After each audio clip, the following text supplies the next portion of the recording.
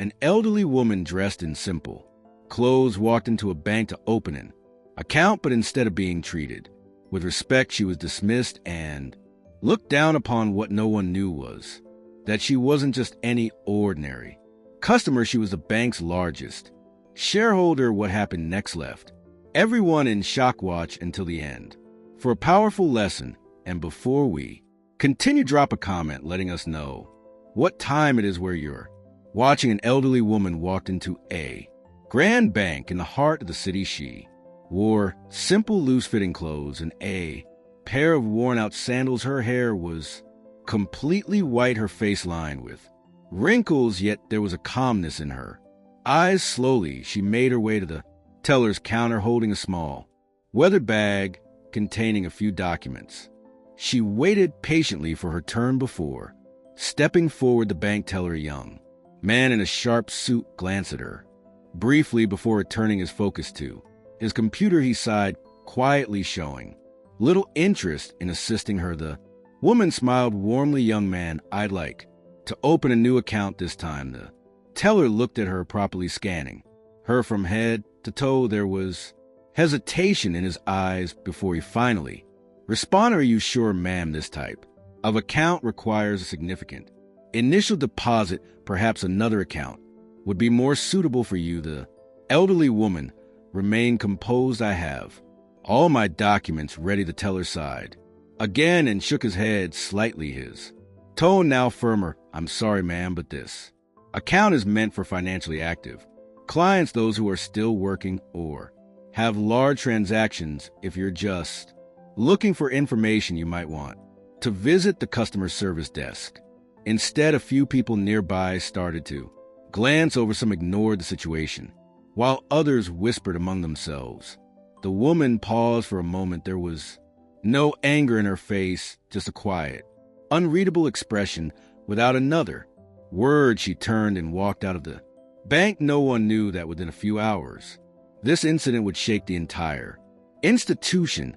As she stepped out of the bank, she felt no resentment, only disappointment, not because she was turned away, but because of how she was treated. She had learned throughout her life that respect was one of the most important values, yet here she had been dismissed simply because of her appearance. A black luxury sedan was waiting for her outside. A well-dressed man quickly stepped out, bowing slightly. Apologies for the wait, ma'am, your car is ready, he said, holding the door open for her. Without a word, she got in and took out her phone. With a few quick taps, she sent a short but powerful message. Upstairs in the bank's executive office, a senior official's phone buzzed. A moment he saw the sender's name, his face turned pale, his hands trembled slightly as he read the message. Who just refused to serve? An elderly woman downstairs. The office fell silent. The executives exchanged uneasy glances as the branch manager, having received the same message, quickly rose from his chair. The bank's largest shareholder had just walked in and had been turned away. Meanwhile, downstairs, the teller remained unaware, continuing his work as if nothing had happened. He had no idea that his actions were now the subject of urgent discussions at the highest level. A few minutes later, the same black sedan pulled up once again in front of the bank. This time, the elderly woman stepped out with a different air about her. She was not alone. Two well-dressed men followed behind, one of them the bank's executive director. As she re-entered, the atmosphere inside shifted. Employees who had been busy with their tasks suddenly fell silent. Murmurs spread as they tried to grasp what was happening. The branch manager rushed out of his office, his face tense. He forced an uneasy smile as he approached her. Good afternoon, ma'am. I sincerely apologize for the misunderstanding earlier. We didn't realize. The woman simply raised her hand, cutting him off. Her gaze remained soft, but there was authority in her presence. Then she turned toward the young teller who had dismissed her. The man stood frozen, his face drained of color. In a calm yet firm voice, she spoke. I believe I need to have a discussion with the CEO about how we treat our customers. Silence. No one dared to speak. In that moment, everyone in the bank understood this day would be a lesson They would never forget news of the incident spread quickly to the banks.